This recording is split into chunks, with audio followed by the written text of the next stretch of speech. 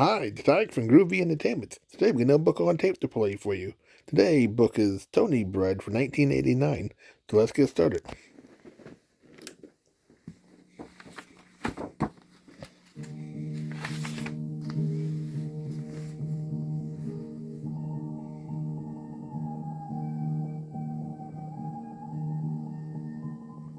Tony's Bread.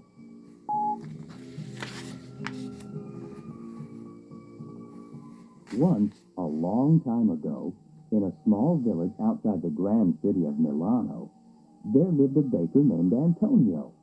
But everyone called him Tony. Tony made bread, and only bread, in his bakery. It was good and simple, and the villagers loved it.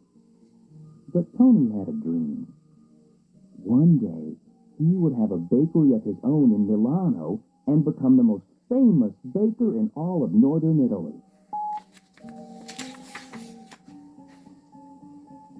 Now, Tony lived with his only daughter, Serafina.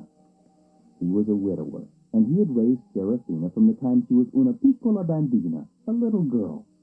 And how he had spoiled her. Antonio treats Serafina like una principessa, a princess, said Zia Clotilda. The finest clothes, the finest jewelry, anything her heart desires, said Zia Caterina. She never has to lift a finger. All she does is sit, looking out the window, eating dolces, sweets, said Zia Clorinda. Now that she is old enough to marry, Tony thinks that no man is good enough for his Serafina, the three sisters whispered to each other. That was true. Tony did think that no man was worthy of his darling daughter. He would not even talk to the young men in the village who wanted to court Serafina. So poor Serafina would sit at the window behind the curtains, eating her dolces and crying.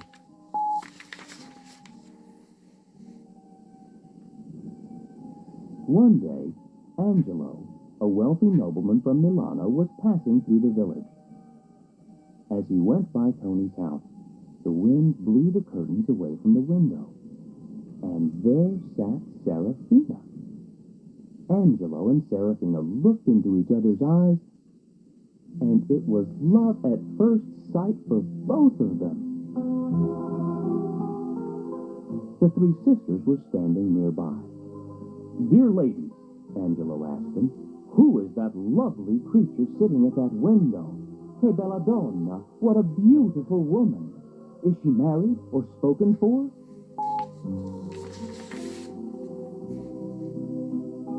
Ah, young signore, said Zia Clotilda, that is Serafina, the daughter of Tony the baker. No, she is not married. And not likely to be for a long time, said Zia Caterina. No one is good enough for Tony's little Serafina, Zia Clorinda explained. Well, we'll see about that, said Angelo. Now, Angie, tell me all you can about her. The young nobleman and the three sisters sat and talked and talked and talked. And before long, Angelo knew all about Serafina and Tony the baker. And he knew all about Tony's dream of becoming the most famous baker in all of northern Italy. Grazie, Auntie, thank you, said Angelo. I think I have a plan that will give Tony his dream and give me the wife of my dreams. But I will need your help. This is what I want you to do.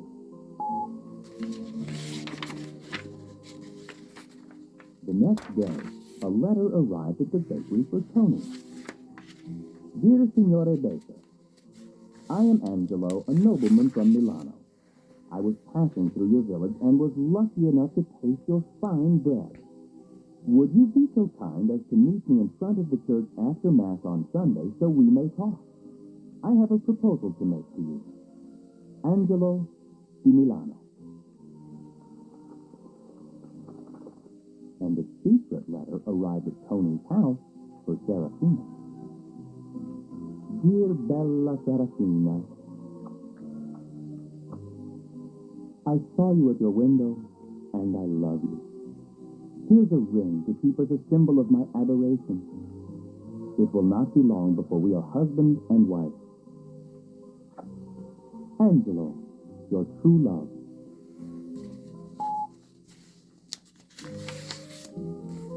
And Zia Clotilda, Zia Caterina, and Zia Clorinda did their part. Oh, Tony, did you see that rich young man from Milano? Zia Clotilda asked. He wanted to know all about you. It seems he just loved your bread, said Zia Caterina. Nothing like it in all Milano, he said, Zia Clorinda told Tony. Why, I wouldn't be surprised if he wanted to meet you the way he went on. Well, dear lady, funny you should say that, because he does want to meet me. After Mass on Sunday, said Tony. His name is Angelo di Milano. Imagine that, the three women exclaimed. Che bella fortuna, what good luck for you. And for Serafina, they whispered to each other.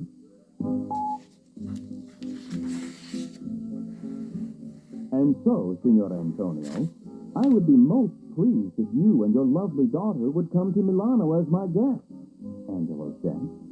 And if you like our city, I would be proud to set you up in a fine bakery of your own near the Piazza del Duomo, the Cathedral Square. Your fame would be assured, Signor Antonio. I will see to that.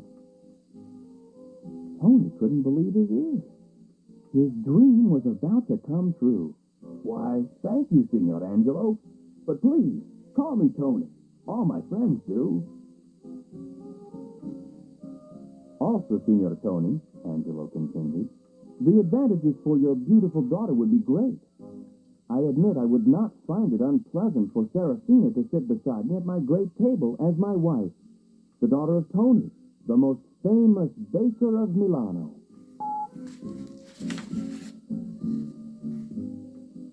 That did it. Tony agreed, and off he and Serafina went with Angelo. Together they walked all the small streets around the Cathedral Square and visited all the bakeries and pastry shops. They tasted torta, cake, and biscotti, cookies, and pane, bread. And Tony was depressed. The bread alone was like nothing Tony had ever tasted. Bread made out of the finest, whitest flour. Bread shaped like pinwheels. Bread with seeds of all sorts scattered over the top.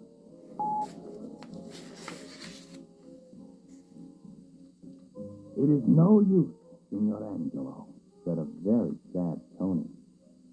I can never compete with all these fine bakeries and pastry shops.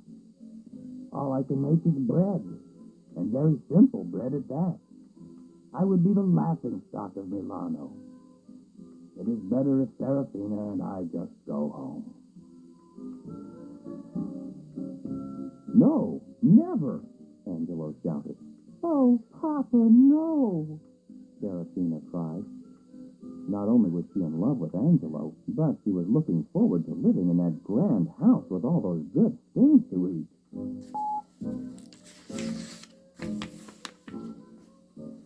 If only you could make bread that tasted as good and sweet as this candied fruit and these raisins, Serafina said. Or, Angelo said, getting another idea, as rich and sweet as this cup of punch made from milk and eggs and honey. Milk, eggs, honey, Tony said, thinking out loud. Candied fruit, Serafina said. Raisins, Angelo chimed in. That's it, all three shouted.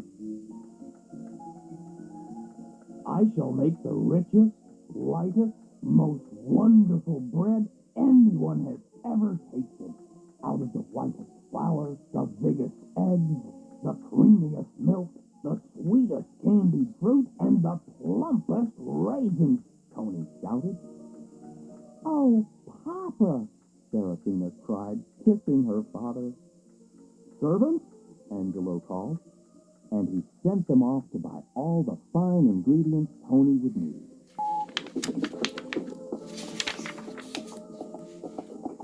The next morning, Tony, Serafina, and all the supplies headed back to the little village.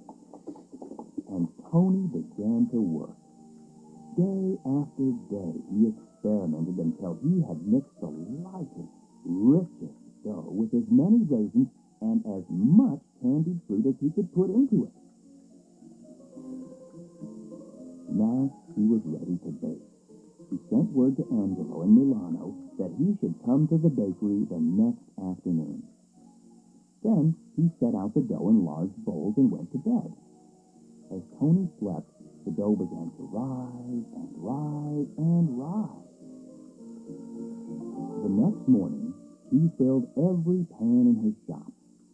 One piece of dough was left over, so he threw it in a flower pot and baked it too.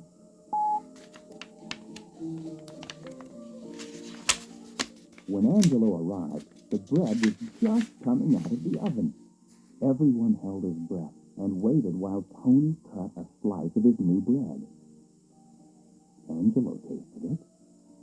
Serafina tasted it. Tony tasted it. Zia Clotilda, Zia Caterina, Zia Clorinda all tasted it. "That's it!" they shouted. "I'll take these loaves back to Milano to see what my friends say," Angelo said, and off he went. In just a few days, a letter and a large cart filled with ingredients arrived in the village. "Dear Tony, here are more supplies. Make as much bread as you can and send it to me. Then, when I send for you, I promise you will enter Milano with flags flying, and Serafina will be mine. Your future son-in-law, Angelo. P.S. Please bake all the loaves in flower pots. My friends like the shape of that loaf the best."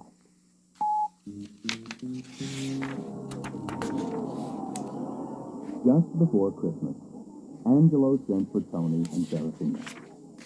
Sure enough, when their coach entered Milano, crowds were cheering and flags were flying. "Benvenuto, Tonio! Welcome, Tony!" the crowds cheered. "Benvenuto!" The bishop and the mayor were there to greet Tony and Serafina. "And," said the mayor, "Milano is so happy to have you here, so we may always have enough of your wonderful bread."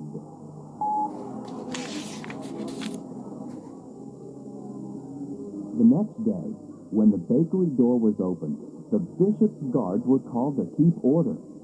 All of Milano was there, except for Serafina and Angelo, who were being married quietly in a small chapel in the cathedral.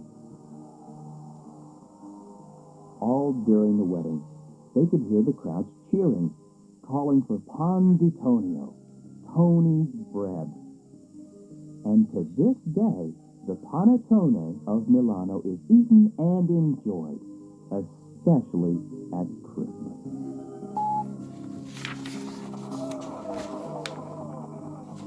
Brava Serafina, bravo Angelo, bravo Tony.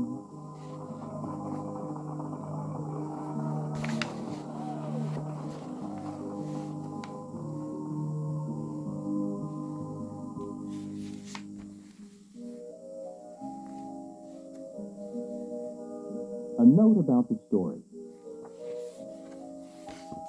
Who can resist the wonderful taste of the Italian bread panettone?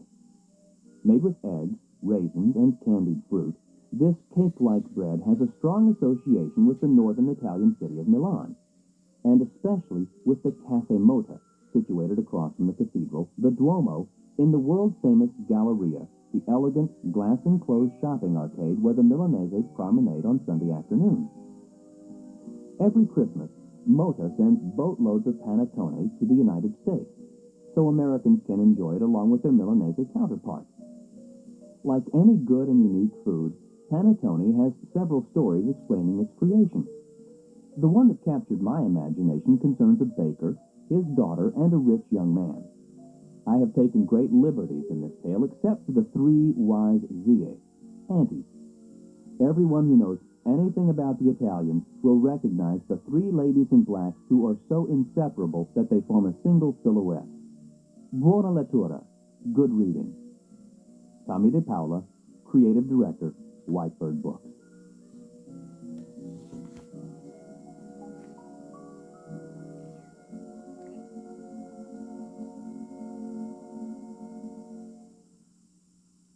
So that was Tony Bread for 1989. So if you like, subscribe, share, and comment, have a groovy day. Our next book will be The Berry Scene Beers and Too Much Vacation.